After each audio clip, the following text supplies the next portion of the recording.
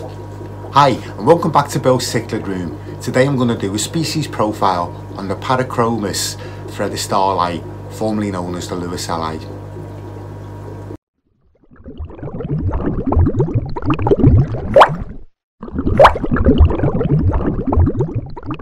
Before we get going, if you haven't already, please do hit the subscribe button and press the bell notification if you want to be informed next time I put a video up.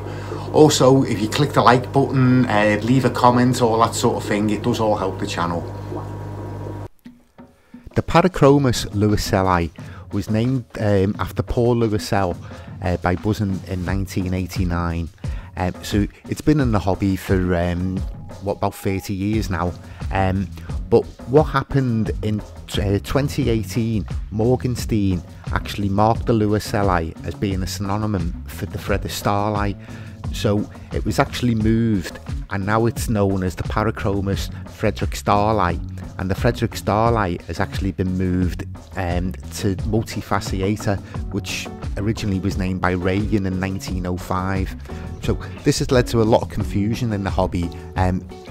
Originally what was thought was that the loisellei and the friedrichstahlii were actually the same species, but obviously that's become clear now. It's not the same species because it has been moved to the multifasciatus. Here's a picture of a pair of friedrichstahlii that I had many years ago. As you can see, they do look completely different to the loisellei.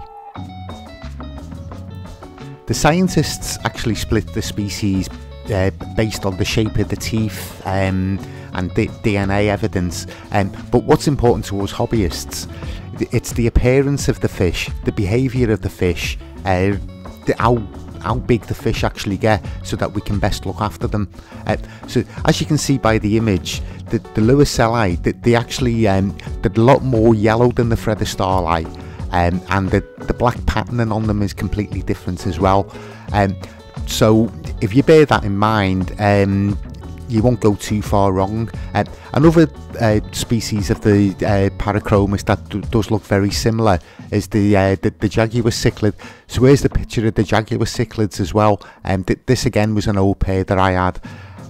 So as you can see, the three species, they are completely different looking. They do have different behaviour as well, and they do actually get to different sizes. So the jaguar cichlid can get up to 14-15 inches. The friedrichstahlii does generally get over 12 inches, and the loisellei is the smallest of the Parachromis.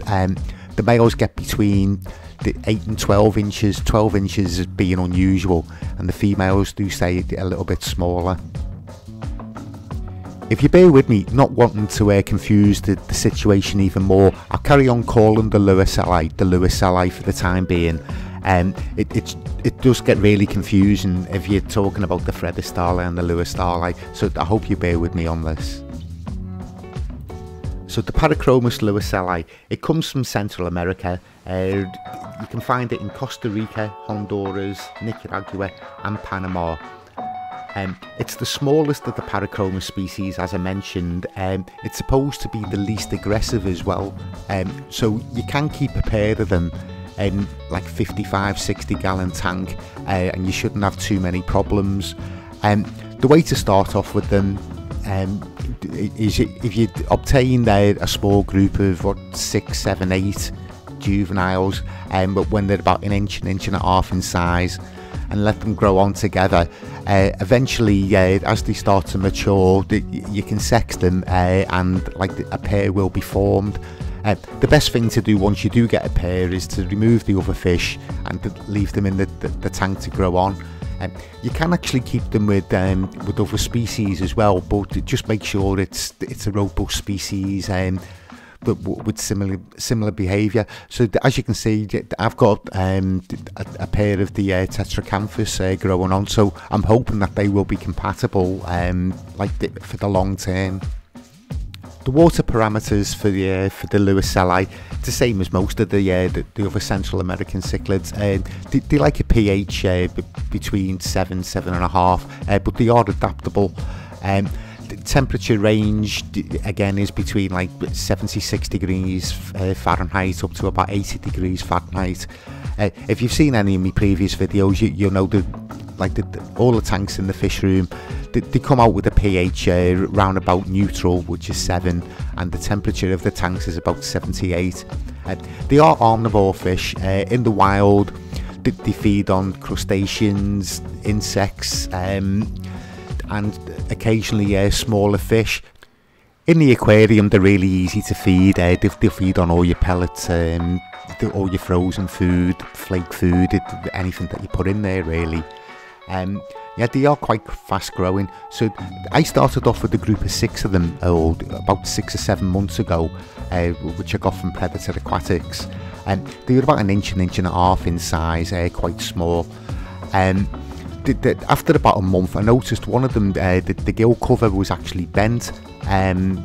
So I sort of, I actually called it because it was no use actually growing it on. So I was down to 5, and then about 2 months ago, I actually managed to get hold of a pair. So I've got 7 of them now. So they're about 4.5 inches in size now, and they're starting to sex out. So I believe I've got 3 males and 4 females. Funny enough though, it's the females that are the larger ones, but you can sex them because they have a lot more yellow in them, and not as much of the black markings. When I first got them, I actually put them into the same tank as the breeding group of rainbow fish, the Herotilapia multispinosa. They were smaller than the rainbow fish, so there was no problems. So as time went by, the only problem that happened really was the rainbows actually did stop spawning. So quite recently, I've actually took the group of rainbows out and put them in with the Asfraki, and believe it or not, they've actually started spawning straight away.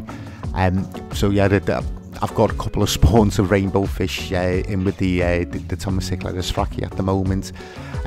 But yeah, the loisellei did like about.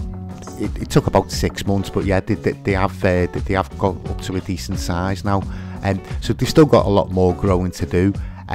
Hopefully they will pair off, and then what I'll do is I'll leave the pair and remove the other ones. So Parachromis loisellei, or Parachromis friedrichstahlii as they're now known, and they are a really good Central American cichlid to keep.